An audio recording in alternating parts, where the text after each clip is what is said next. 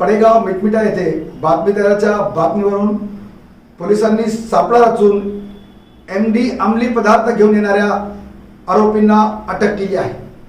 त्यांच्याकडून 503 ग्राम MD अंमली पदार्थ जप्त करण्यात आले आणि सोबतच शेव्हरलेट कंपनीची कार, 7 मोबाईल, नगदी 21,000, होंडा कंपनीची युनिकॉर्न दुचाकी, 2 चाकू आणि एक छोटा वजन काटा जप्त करण्यात आला। याची एकूण किंमत 96,23,010 रुपयाचा मुद्देमाल जप्त करण्यात आला आहे, अशी माहिती पत्रकार परिषदेमध्ये रत्नाकर नवले यांनी दिली।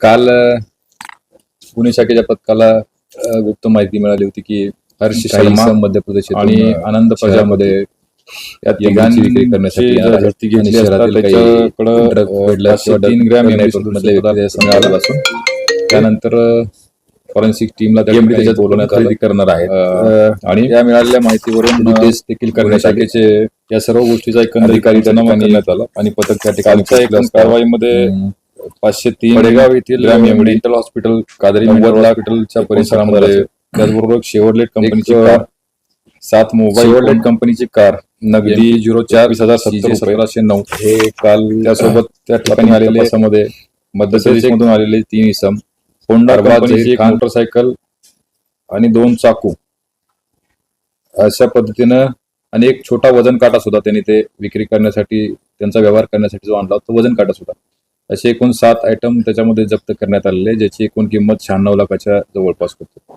या पूर्ण कारवाईमध्ये 7 आरोपी आतापर्यंत अटक करण्यात आलेले आहेत आणि याच्यामध्ये एकूण 11 इसम आणि त्यांचे इतर हस्तक यांच्या विरुद्ध काल CR नंबर 73/2026 कलम 8 क जो कमर्शियल क्वांटिटीला लागतो NDPSच्या 29 NDPS ऍक्ट याच्याप्रमाणे गुन्हा दाखल करण्यात आलेला आहे। पुढील तपास गुन्हे शाखेचे पोलीस उपनिरीक्षक करत आहेत।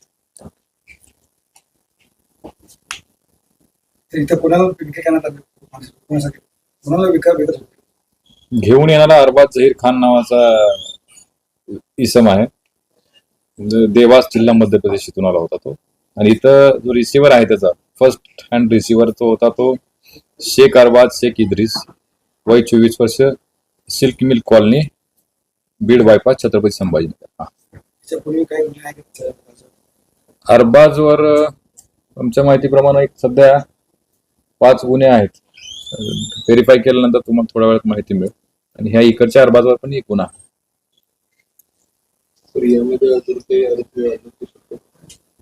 बऱ्यापैकी काल इनिशियल कारवाईमध्ये 7 आरोपींना आम्ही अटक केलेला आहे।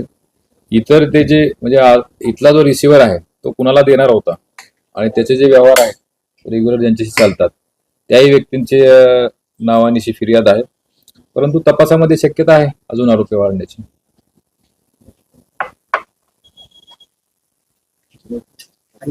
ओके।